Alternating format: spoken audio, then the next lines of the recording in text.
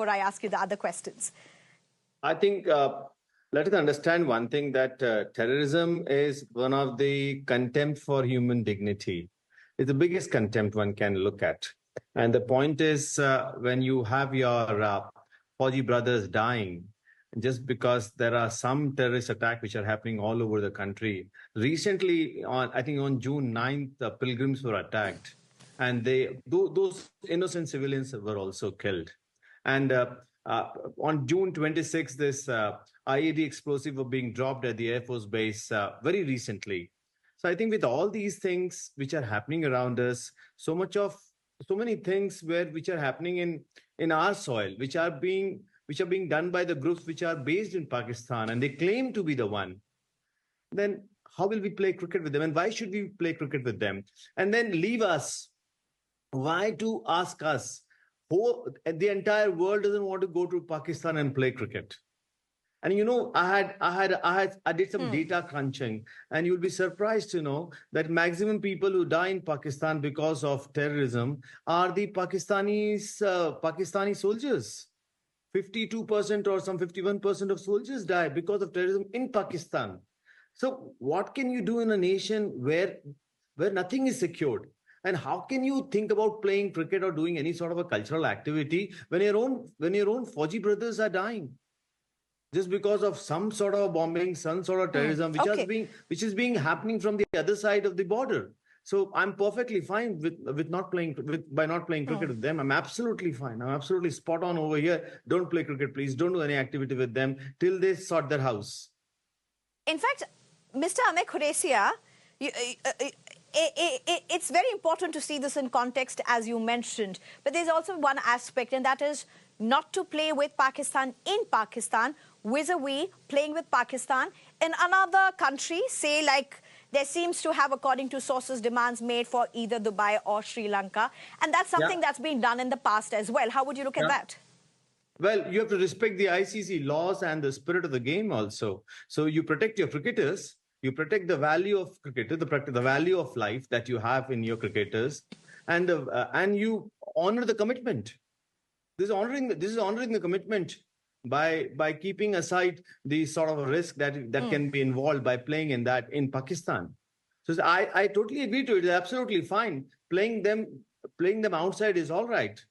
Till the time you have to honor that commitment. But the point is, imagine if this thing is happening to any other country.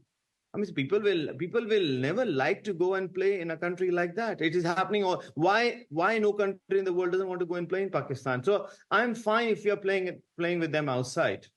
I'm fine, because the point is that is the ICC regulation, that is the law, that is the game spirit. You have to maintain that. So if you keep one door open for a dialogue at some point of time, maybe 5 years, 7 years, 4 years, 10 years, so we're keeping that door open. But at the very same time, we cannot go and play with them in their own country because of security reasons. And you've also seen what happened to Sri Lankan cricketers. All right. When they played over there. Yeah, that's true. And I made reference to that as well.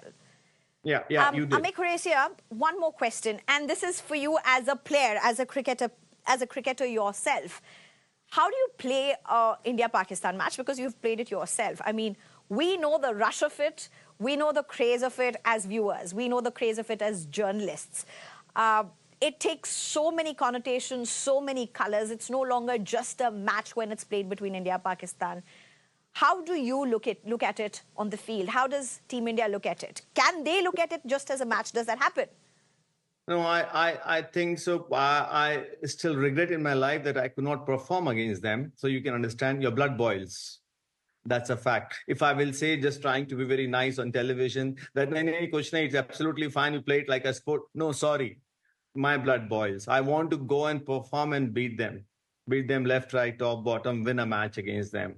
I still feel bad that I could not perform against them. Not because I wanted to be a national hero by performing against them, because the point is, you've been hearing all sorts of stories since you have grown up.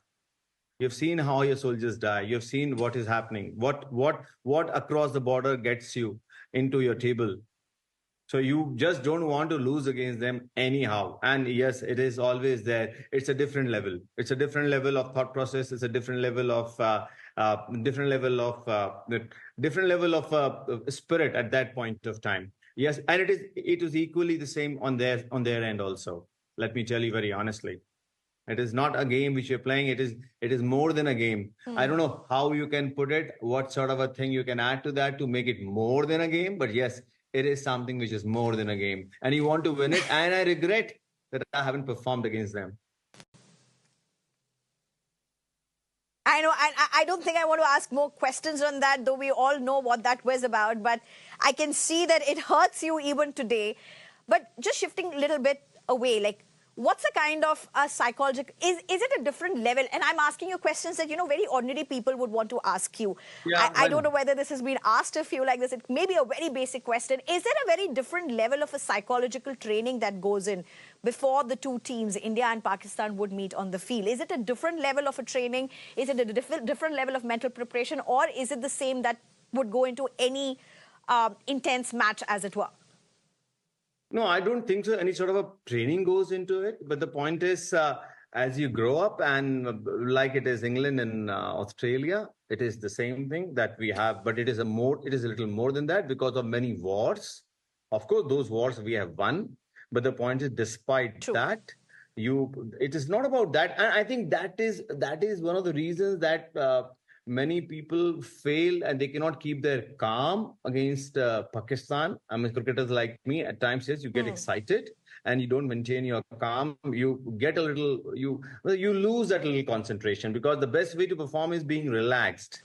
Your best performance comes out when you're relaxed. So that's what I was asking, is there any particularly psychological training, any socio effort? Is there any different counseling that would one go through? Because as you said, it's not just cricket alone. It's very much loaded.